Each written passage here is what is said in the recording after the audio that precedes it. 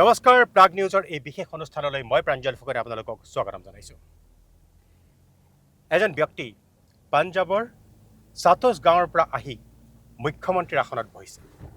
দুবাৰকৈ সাংসদ হিচাপে নিৰ্বাচিত হৈছে লোকসভালৈ। আৰু সমগ্ৰ ভাৰতবৰ্ষতে এতিয়া সেইজন ব্যক্তিৰ চৰ্চা। আৰু আজি অসমত আহি উপস্থিত হৈছে সেইজনেই ব্যক্তি। नाम भगवंत मान। मान साहब, आपका स्वागत है ये प्राग न्यूज़ का ये प्रोग्राम के लिए। सबसे पहले बिहू की हाँ बहुत बहुत बधाई। हाँ आप बिहू मनाते हैं, हम बैसाखी मनाते हैं, हाँ खालसा साजना दिवस मनाते हैं। हाँ जी। जब गुरु गोविंद सिंह जी ने खालसा की साजना की थी पगड़ी, तब से उन्होंने अमृत पान करवा के हाँ आज के दिन 1699 हाँ खालसा की साजना दिवस था। तो यही चीज मैं असम और पंजाब में एक देखता हूँ कि जो आपके भी त्योहार हैं, हमारे भी त्योहार हैं। लोरी भी है, हम लोरी मनाते हैं, तो हम लोग बिहू मनाते हैं, बिहू मनाते हैं। हाँ। तो आप भी कल्चर्ड लोग, आप भी आप मतलब पैदा होने से मरने तक हमारे पास गाने हैं, नाच है, सब कुछ है। तो कल भी मेरा स्वागत ऐसा हुआ, मुझे अच्छा लगा। मान साहब, देखने जाए तो ये इलेक्शन का माहौल है, वहाँ पर देखने जाए तो सारा पत नफरत और इसका माहौल बना रहा है कुछ लोग। तो इस माहौल में थोड़ा हंसी का बात हो जाए। देखो, नफरत की राजनीति आम आदमी पार्टी नहीं करती। नहीं, आम आदमी का पार्टी मैं बात नहीं कर रहा अरविंद हूँ। केजरीवाल ने ये काम बहुत बड़ा कर दिया कि उन्होंने नाम की राजनीति की बजाय काम की राजनीति को प्रोत्साहन किया। अभी सारी पार्टियां काम की राजनीति कर रही हैं। पहले किसी मैनिफेस्टो में स्कूलों की बात नहीं होती थी, किसी पार्टी के मैनिफेस्टो में अस्पताल की बात नहीं होती, अब होती है ना। क्योंकि अरविंद केजरीवाल ने दिल्ली में जो करके दिखाया, बाद में मैं पंजाब में अभी कर रहा हूँ, तो मतलब कौम को कबीलों में मत बांटिए, लंबे सफर को मीलों में मत बांटिए, एक बहता दरिया है मेरा भारत देश, इसको नदियों और झीलों में मत बांटिए। वाह वाह वाह, पूरा एक हमारा बॉन्डिंग है। गुलदस्ते में एक ही रंग के फूलों, तो कितनी देर देखोगे आप? गुलदस्ते में अगर हर रंग का फूल हो, हर फूल की अपनी महक हो, सुगंध हो, हर फूल का अपना रंग हो, तो गुलदस्ता बनता है। जरूर जरूर। ये कैसे ये जो बीजेपी है, ये लगी हुई है कि हमारा ही रंग हो बस, बाकी सबको पकड़ के अंदर कर दो, कोई बोल ही ना पाए।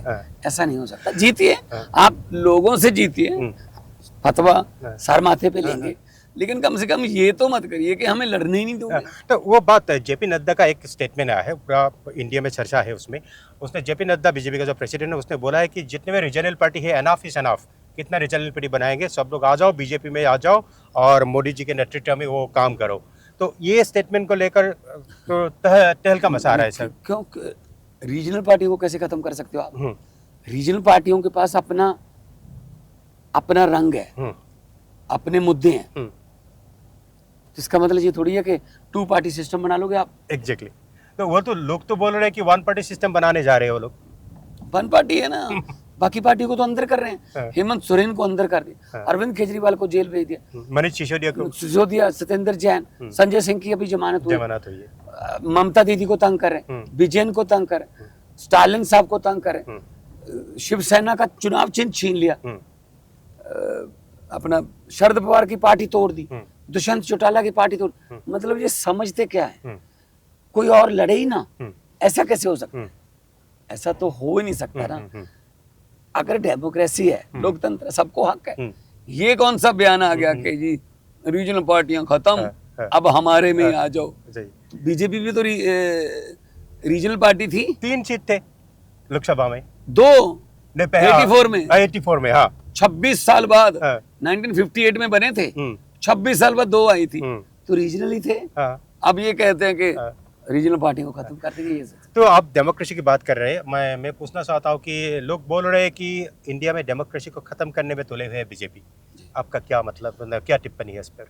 नहीं, आपको भी लगता है, आप जर्नलिस्ट हैं, हर रोज आप लोगों के पास जाते हैं, तो डेमोक्रेसी जो है, डेमोक्रेसी का मतलब है election commission, supreme court, NITI Aayog, ED CBI अब ये क्या कर रहे हैं, ना तो सुप्रीम कोर्ट की मानते हैं, ना तो इलेक्शन कमीशन की मानते हैं, ना तो सीबीआई या ईडी। सीबीआई ईडी सिर्फ नॉन बीजेपी स्टेटों में क्यों जाती है? क्या बीजेपी स्टेट जो हैं वो क्या वहां पे बिल्कुल क्लियर हो गया, हरीशचंद्र का राज आ गया, मतलब वहां घोटाले नहीं होते? सबसे बड़े घोटालेबाज इनकी पार्टी में, और ये कह रहे हैं कि हम करप्शन को ना खाऊंगा ना खाने दूंगा। मोदी जी ने कहा ईस्ट वेस्ट नॉर्थ जहां से भी किसी भ्रष्टाचारी को छोड़ूंगा नहीं।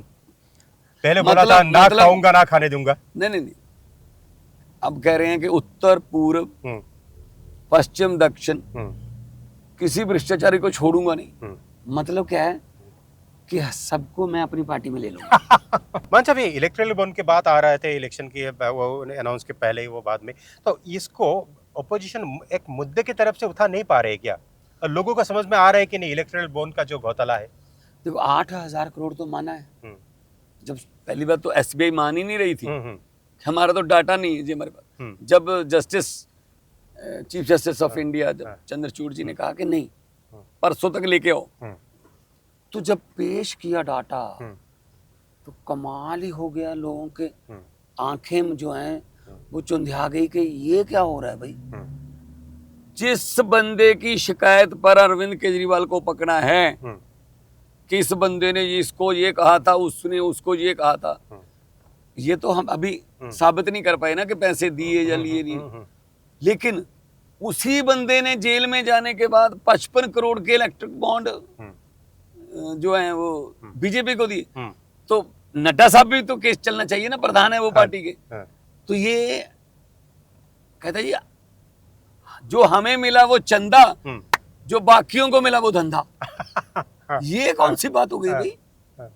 भाई जो इलेक्ट्रिक बॉन्ड है वो तो रिकॉर्ड पे है, आप चेक करवा लो। तो आप अच्छा, सबसे ज्यादा जो दुख वाली बात ये, ईडी पहले रेड करती है, 10 दिन बाद वो बंदा बॉन्ड देता है। ईडी पहले रेड करती है, सीबीआई रेड करती है, 10 दिन बाद वो बंदा। इसका मतलब क्या हो गया? इसका मतलब डरा के, ललचा के पार्टी को पैसे दे दो। अब इलेक्शन लड़ने लगे और हमें कह रहे हैं कि आप प्रचार भी नहीं कर सकते। कांग्रेस पार्टी के सारे खाते फ्रीज कर दिए, हेमंत सोरेन को अंदर कर दिया। मतलब विपक्ष को अगर आपने अंदर करके ही इलेक्शन लड़नी है तो इलेक्शन का क्या फायदा होगा? तो खुद ही पुतिन की तरह खुद ही कह दो कि मैं ही हूं बस, मैं ही हूं बस। पुतिन ने क्या किया? उसने भी तो आजीवन के लिए अपना राष्ट्रपति का पक्का कर लिया। तो यही होगा। इसीलिए ये इलेक्शन जो है वो संविधान बचाने का है, वो लोकतंत्र को बचाने का इलेक्शन है, पार्टियां बचाने का नहीं है। संविधान, पार्टियां तो तभी बचेंगे अगर संविधान बचेगा। अगर देश में लोकतंत्र बचेगा तो पार्टियां बचेंगी। तो इसीलिए हम इकट्ठे होकर इंडिया गठबंधन की तरफ से। आपको लगता है क्या जब बीजेपी ने जो दावा किया है जो 400 का आंकड़ा जो है वो पार करेंगे? कुछ भी कह देते हैं। जब दिल्ली की इलेक्शन लड़ रहे थे तब क्यों नहीं कहा था कि अब की बार इतनी पार? क्योंकि उनको पता था अब की बार सिर्फ जमुना पार।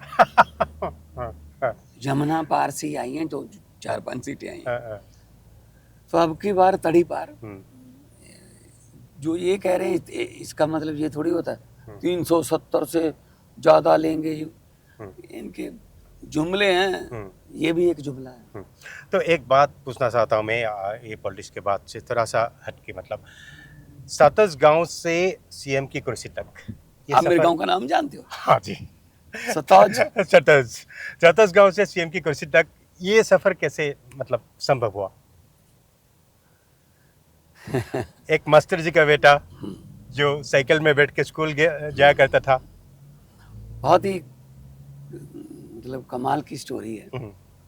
Thank you very much. पहले तो आपने मेरे गांव का नाम लिया।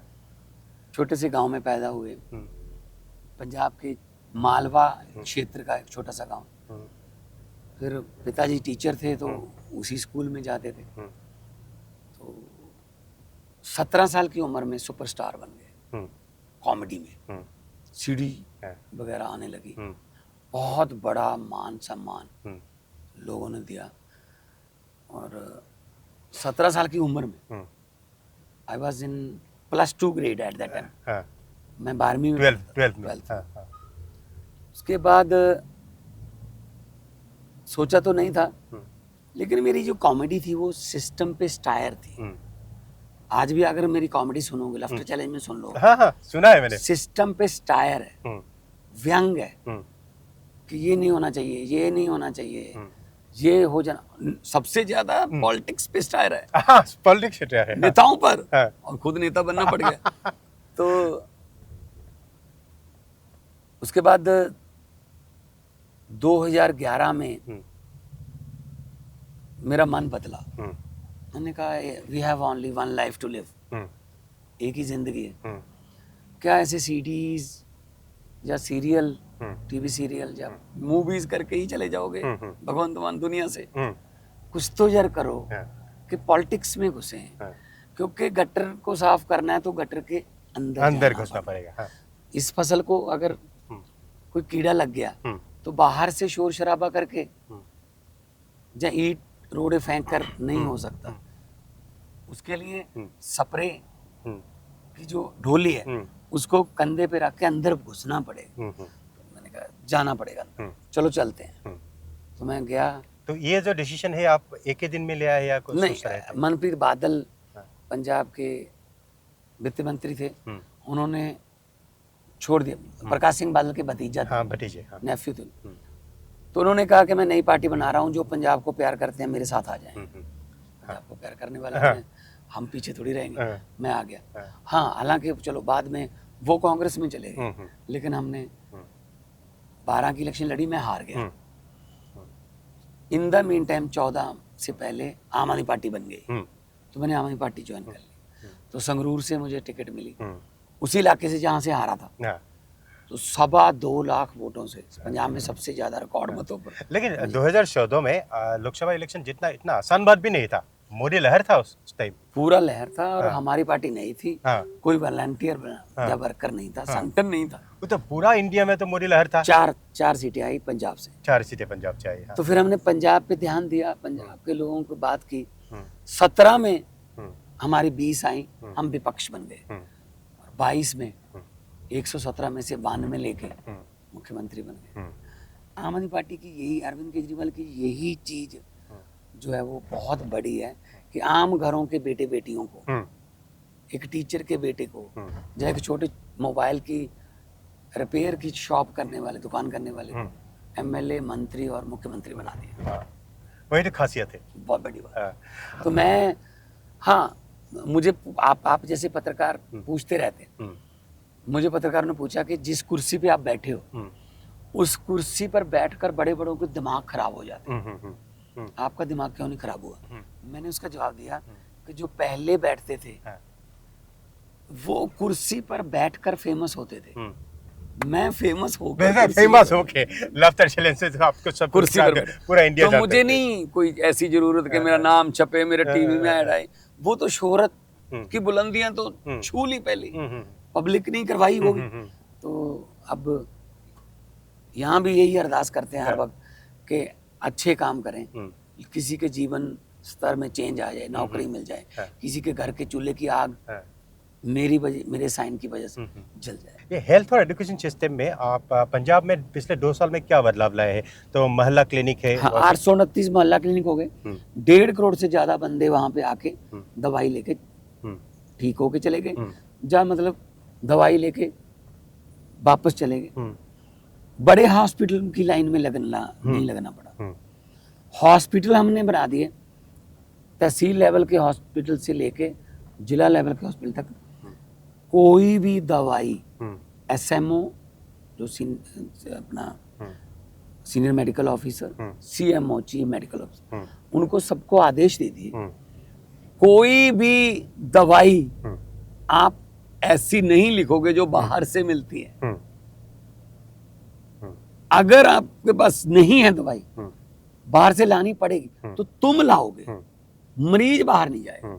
जैसे ही मरीज बाहर निकलता है अस्पताल से, वो वही दवाई जो जेनरिक रेट कोई और है और मेडिकल रेट कोई और है, तो उसकी हाँ उसकी उसकी जेब पर डाका डलता है।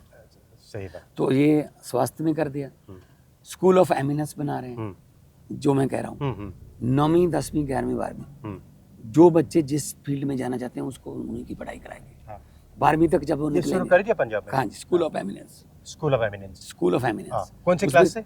9 10 11 12। हाँ हाँ हाँ। तो बच्चे का पता चल जाता है साइंस पे जाना चाहता है, स्पोर्ट्स में जाना चाहता है, मेडिकल में जाना चाहता है, हम वो वही पढ़ाई कराते हैं। तो 12वीं तक जब वो निकलेगा यूनिवर्सिटी के लिए या मास्टर्स के लिए, तब उसको ये पता होगा कि मैंने जाना कहाँ है। ये स्कूल ऑफ एमिनेंस हमने शुरू किया। बहुत अच्छा है। और एक बात पूछना चाहता हूँ कि अभी आपके जब आप पावर में आए उसके बाद भी और उससे पहले भी उड़ता पंजाब का तस्वीर बदल गया है क्या? हाँ जी, हाँ। देखिए बॉर्डर स्टेट है, 532 किलोमीटर बॉर्डर जो है हमारा पाकिस्तान से है। और पाकिस्तान की तरफ से सिर्फ ड्रोन ही आते हैं। ड्रोन में ड्रग आती है, पिस्टल भी आते हैं, पकड़ते हैं, बीएसएफ के साथ मिलकर काम करते हैं हम। अभी हमने क्या किया कि स्पोर्ट्स को और नौकरियों को प्रमोट किया कि हमारे बच्चे इतने बिजी हो जाएं स्पोर्ट्स में। पंजाब भी इस वक्त भारत की हॉकी टीम में 11 में से 9 प्लेयर पंजाब के हैं। हाँ। जो भारत की हॉकी टीम है। ध्यानचंद को कौन भूल सकते हैं? ध्यानचंद, चलो ध्यानचंद तो बड़े प्लेयर थे, लेकिन पृथ्वीपाल से लेके आज तक हरमनप्रीत अभी कैप्टन है ना, तो गुरजंट है, शमशेर है, 9 प्लेयर पंजाब से। और बाकी खेलों में भी इस बार 32 में से 20 मेडल एशियाड में पंजाबियों के हैं। हम उनको प्रमोट करते हैं, 1-1 करोड़ रुपया हम देते हैं उनका मेडल जीतने का। स्पोर्ट्स में और नौकरियों में इतना ज़्यादा हम काम करें। ये जो उड़ता पंजाब की बात करें, ड्रग वालों के कस्टमर ही खत्म हो जाएं। सप्लाई तो रोक सकते हो, इधर से रोक लोगे यहाँ से हो जाए, यहाँ से रोक लो यहाँ से हो जाए, लेकिन अगर सामने खरीदने वाले ही ना हो फिर कहाँ जाएंगे? तो हम ये इस मेथड पे चल रहे हैं कि बच्चों को और नौजवानों को नौकरियां दो, जिनको नौकरियां बनती हैं, और जिन उन स्पोर्ट्स के लिए उनके पास स्टेडियम दे दो, उनको मौके दे दो, स्पोर्ट्स में चले जाएं, ताकि उनके कस्टमर ख़त्म हो जाएं जो ड्रग बेचते हैं। ये जो सवाल मैंने आपको पूछा उसके पीछे और एक बात है कि असम में भी एंटी ड्रग्स ऑपरेशन चल रहा है। मतलब काफ़ी लोगों को जो ड्रग्स पेडलर है उन लोग को पकड़ रहा है, कुछ मतलब घुटने के नीचे वो गोली मार दिया गया है, मतलब ऐसा कुछ है, ऑपरेशन चल रहा है। लेकिन आपका फॉर्मूला अलग है, अगर खरीदने वाला नहीं है तो बेचेंगे किसको? हाँ, हमारे यहाँ भी जो स्मगलर्स हैं, इनकाउंटर होते हैं उनके साथ, अगर वो गोली चलाते हैं, पंजाब पुलिस भी गोली चलाती है, तो पकड़ते हैं बहुत, क्योंकि हमारा 532 किलोमीटर तो पाकिस्तान के साथ है, उधर से तो आते ही है कुछ है, तो करोड़ों रुपए की हम ड्रग पकड़ते हैं। लेकिन अवेयरनेस के लिए हम ये चला रहे हैं कि बच्चों जिंदगी में कुछ बनना है और मौका सरकार देगी आपको। और ये पंजाब पुलिस में जैसे 2200 हर साल 2200 मुलाजिम पंजाब पुलिस में भर्ती करना है, 1600 कांस्टेबल, 300-400 हेड कांस्टेबल और एएसआई। पहले क्या होता था, सरकार आखिरी साल निकालती थी 10,000, तब बच्चे कहते थे यार पहले बता देते हम तैयारी कर लेते। अब हमने क्या किया, हमने 2200 को हर साल नोटिस, जनवरी में नोटिफिकेशन, अप्रैल मई में एग्जाम रिटन, जून जुलाई में रिजल्ट, अक्टूबर में फिजिकल टेस्ट, नवंबर में रिजल्ट, दिसंबर में 2200 के 2200 भर्ती हो जाएंगे। देश को 800 आईपीएस, आईएएस, आईआरएस, यूपीएससी से 800 अफसर चाहिए, लेकिन बैठते कितने हैं? 7 लाख। 800 के लिए 7 लाख बैठ सकते हैं, 2200 के लिए कितने बच्चे स्कूलों में, स्टेडियम में, ग्राउंड में एक्सरसाइज करेंगे कि हमने पंजाब पुलिस में भर्ती होना है। और Punjab police is highly paid, Punjab police बहुत बड़ी बड़ी तनख्वाहें हैं। तो हमने कहा कि बिजी करो, और उसमें हमने डोप टेस्ट भी रख दिया हम्म, कि अगर आपका फिजिकल टेस्ट क्लियर करके, लेकिन हम्म, डोप भी क्लियर करना पड़ेगा, हाँ। तो बहुत फर्क पड़ेगा। तो इसके बाद में भी और एक बात मैं पूछना चाहता हूँ, ये जो किसानों का जो आंदोलन है उसका असर इस बार इलेक्शन में पड़ेगा क्या? आप मतलब मुझे समझ ये नहीं आ रही कि जो आपको देश को पेट पाल रहा है वो खुद भूखा क्यों सो रहा है? दिल्ली आना चाहते हैं, क्यों नहीं आने देते भी दिल्ली? क्या लाहौर भेजूं मैं उनको? दिल्ली ही आएंगे ना। तो मोदी जी अहमदाबाद से दिल्ली क्यों आए? तो दिल्ली आए तो दिल्ली से देश चल रहा है, तो जहां से देश चल रहा है वो अपनी समस्याएं लेके वहीं आएंगे ना। तो उसके लिए आप हरियाणा पे बॉर्डर पे आप इतनी फेंसिंग कर देते हो कि पाकिस्तान के बॉर्डर पे भी उतनी नहीं है। इसका मतलब क्या है? आप उनसे बात नहीं करना चाहते? तो पंजाब में अब देखो, किसानों ने एक नारा दे दिया पंजाब कि दिल्ली के मालिक तुम थे, बीजेपी वालों के लिए, कि दिल्ली के मालिक तुम थे, तुमने हमें दिल्ली में घुसने नहीं दिया। पंजाब के गांव के मालिक हम हैं, हम आपको गांव में घुसने नहीं देंगे। अभी सभी जो प्रत्याशी हैं, मैं उनको किसी को भी गांव में जाने नहीं दे रहे अब, और शांतिपूर्वक कर रहे हैं। वो अभी पंजाब में जो बीजेपी का प्रत्याशी है उसको गांव में जाने नहीं दे रहे। नो, उसको उनको बोल रहे हैं पहले मोदी से बात कराओ कि हमारे जो 750 किसान पहले आंदोलन में मर गए, 2 किसान, एक तो गोली से ही मरा लड़का जो शुभकरण था, तो आप हमें दिल्ली नहीं जाने देते, हम आपको गांव में क्यों आने दें? इसका क्या जवाब दोगे जी? हैं गांव के मालिक हैं, बात तो सही है। वहीं से तो खाना आता है, वहीं से चावल आता है, गेहूं आता है, सरसों आती है, सब कुछ वहीं से तो आता है।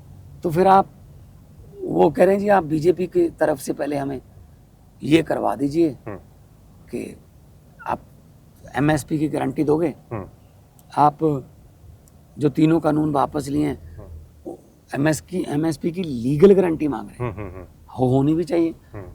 अगर मेरे पास जमीन है, मुझे ये पता ही नहीं कि मेरी फसल बिकेगी या नहीं बिकेगी, फिर क्या फायदा हुआ? फिर अन्नदाता मैं किसका हुआ? नाम का ही अन्नदाता हुआ। तो बीजेपी के प्रत्याशी नहीं जा रहा। आपको लगता है क्या वो सेंट्रल गवर्नमेंट एमएसपी देंगे? देखो, मैंने 4-5 मीटिंगें की थी किसानों के साथ भी, और पीयूष गोयल जी और नित्यानंद जी और अर्जुन मुंडा जो खेती में, वो निकाल लेते हैं इससे जी इतने लाख करोड़, कितने लाख करोड़ क्या, आप 11 लाख करोड़ उद्योगपतियों का कर्जा माफ कर सकते हो। इसमें एमएसपी देने में तो इतने पैसे लगते नहीं है, क्यों नहीं कर पा रहे आप? और हाँ, मोजम्बिक से, कोलंबिया से $2 बिलियन की दालें हम इंपोर्ट कर रहे हैं, मंगवा रहे हैं। अरहर, उड़द, मसूर।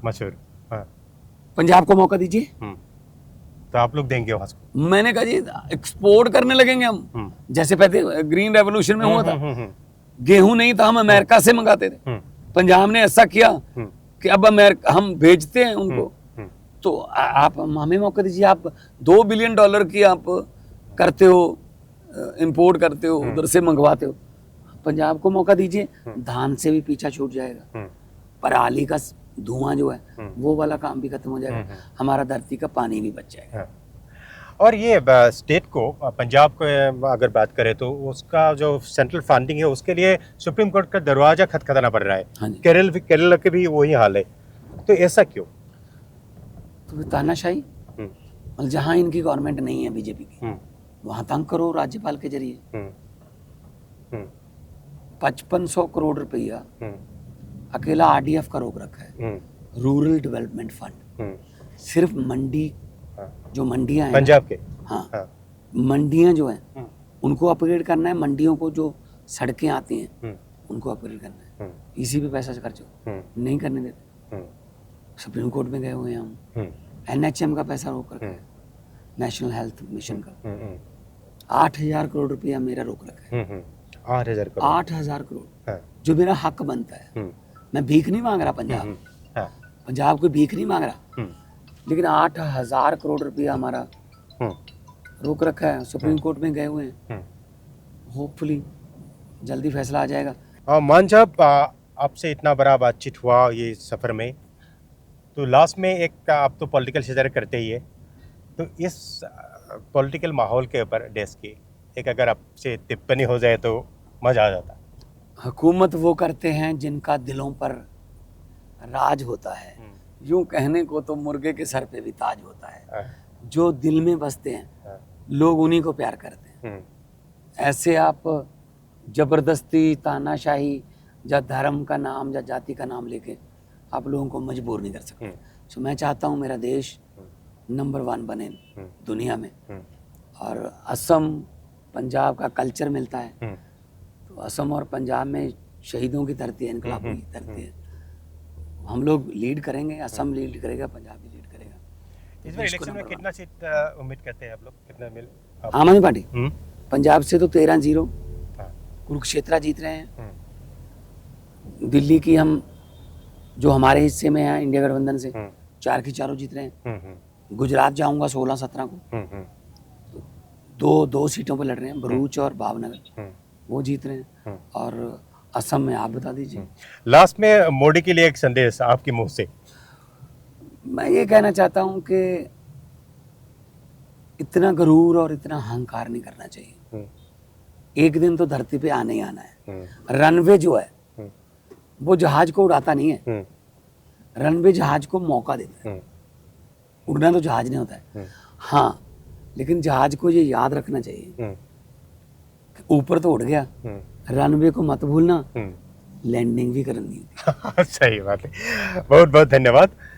এয়া আছিল পঞ্জাবৰ মুখ্যমন্ত্ৰী ভগৱন্ত মান। আম আদমি পাৰ্টিৰ এগৰাকী শীৰ্ষ নেতা। ইতিমধ্যে তেওঁক সকলোৱে চিনি পায়, বিশেষকৈ লেফটাৰ চেলেঞ্জৰ জৰিয়তে সমগ্ৰ দেশতে অতি জনপ্ৰিয় হৈ পৰিছিল আৰু মানুহক হহুৱাৰ কাম এতিয়াও তেওঁ শেষ কৰা নাই। অতি সাধাৰণ যেতিয়া আমি এই যাত্ৰাপথত গৈছিলোঁ, বিভিন্ন স্থানত বিভিন্ন মানুহৰ লগত অতি সহজভাৱে কথা বতৰা পাতিছিল। মই ধন্যবাদ জনাইছোঁ দৰ্শকসকলক, আৰু এয়া ভগৱন্ত মানৰ আমি এই সাক্ষাৎকাৰ ইমানতেই অন্ত পেলাইছোঁ।